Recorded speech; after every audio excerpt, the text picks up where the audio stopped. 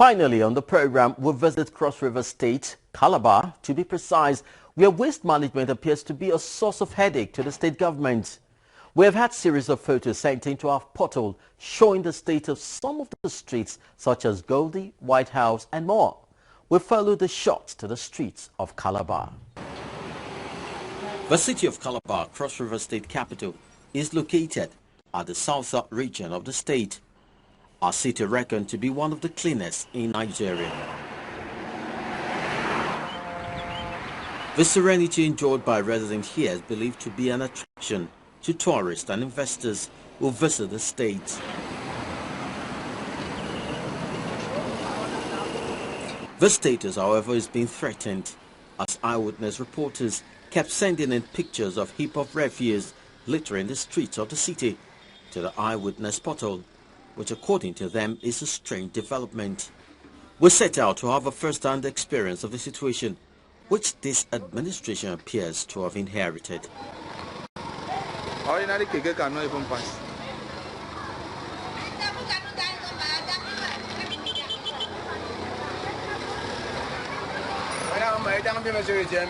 At some of the spots visited, foods are still being sold with dirt taking over half of the roads.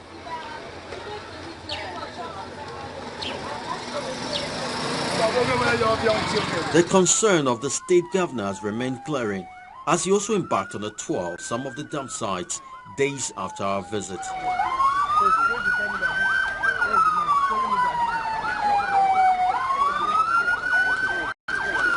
Evacuation of the dirt was to be handled by a contractor who apparently couldn't cope with the volume of waste generated, and the governor wasted no time in expressing total dissatisfaction with their work. The contractor is unable to deliver contract terms. Yes. Obviously, the scope of work is beyond the carrying capacity of the contractor. Yes. It is therefore evident that the solution architecture is to provide an alternative contractor, split the contract into smaller units so that more contractors will be involved, so that each section of this town will have a different contractor. That way you have a spot-on, hands-on kind of situation, while government on our own part will have eyes on, hands-off, creating opportunity for people to work, creating opportunity for this town and streets to be cleaner. But we can no longer afford the agony of the greed of a contractor who wants the entire Calabar to himself alone. The entire Calabar being managed by only 2 contractors who have 18 vehicles in total, which makes it totally unacceptable and impossible for them to sustain the cleanliness that we are known and characterized for. Streets like Goldie, White House, Orok, and Nantiga Council Headquarters, New Airport, Afukang, and Main Avenue was hit by this menace. Calabar used to carry that name, the cleanest state, the cleanest city in the nation. But today, nobody can proudly say that Calabar is one of the cleanest states. The refuge has been here for over 5 months now, and the whole place is smelling and is disturbing. The job to get the environment fit for habitation rests with the Ministry of Environment.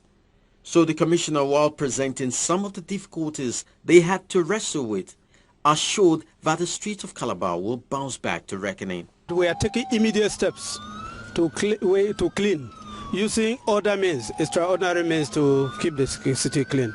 But we hope that in the next 3 months or so, the system will be strong enough to drive itself. True to its promise to get the dirt evacuated, the Cross River State Urban Development Agency had begun work on some of the affected streets as our cameras caught up with the agency at Goldie, one of the worst hit.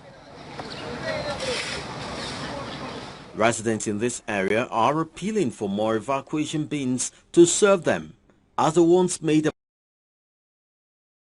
available do not serve the population within the access.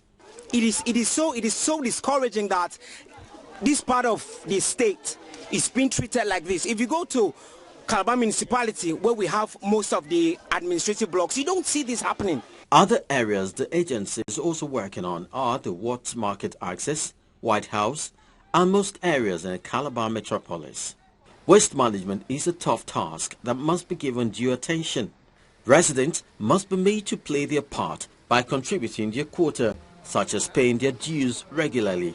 Residents of the state capital are hopeful that the state government will surmount whatever challenge it is currently going through with regards to this development and help the city live up to its name.